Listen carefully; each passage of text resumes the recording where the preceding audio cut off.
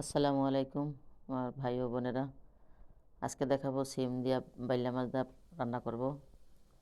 কড়াইতে দিয়েছি পেঁয়াজ, তেল ভেজে নিছি, দিয়ে দিলাম একটু লবণ, এখানে রাখছিলাম গলায় হলুদ মরিচ, হালকা একটু রসুন, আদা ব্যবহার করি নেই।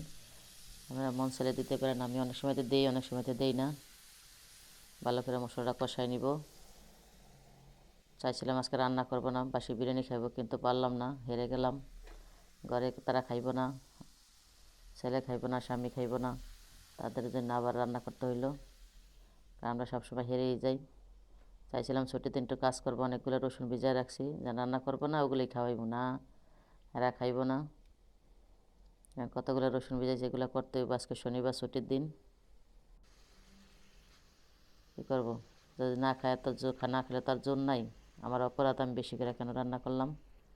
চাইছি একটু বেশি করে রান্না করছি, কালকে খাইছি, আজকে দুপুরে খাইমু না, সেটা তারা খাইবে না।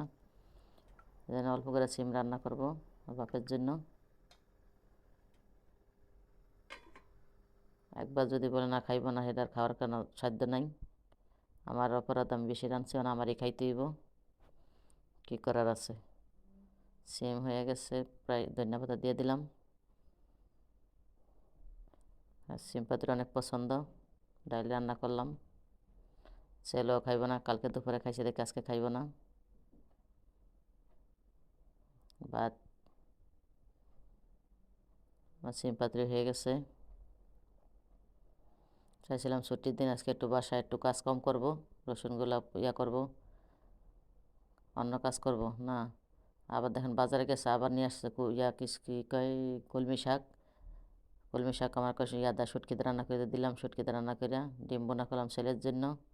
রান্না করুম না, দেখেন কত পথ হয়ে গেলো, ভাত হয়েছে। আর আমি খাই বাসি কালকের বিরিয়ানি। দেখেন বাজার নিয়ে আসছে, গড্ডার আমার কী করছে, এগুলো পরিষ্কার করতে হবে। ফ্রিজে কত তরকারি, তারপর নিচ্ছে। আল্লাহ হাফেজ, সবাই ভালো থাকবেন, আল্লাহ হাফেজ।